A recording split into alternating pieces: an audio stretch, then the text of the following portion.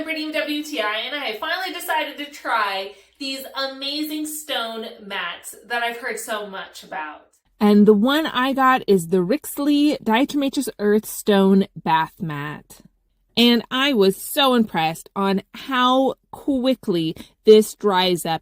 It fully dries within 6 minutes. It is a 24 by 18 inch, so it's a really good size to catch any possible water. I personally love the hexagon look, the honeycomb, because it does such a great job absorbing the water into the grooves and stopping it from getting onto the counter. You can use this in the kitchen if you're washing dishes, and it really just allows you to avoid any buildup of water, dampness, mildew, bacteria growing on it, and it keeps everything so dry, even allowing your dishes to fully dry without having to sit in water. It is just so wonderful. It comes with a non-slip backing that you can set down and place the stone mat on top of it. They are so easy to clean and maintain. It comes with a little sanding pad so that you can keep it nice for even longer.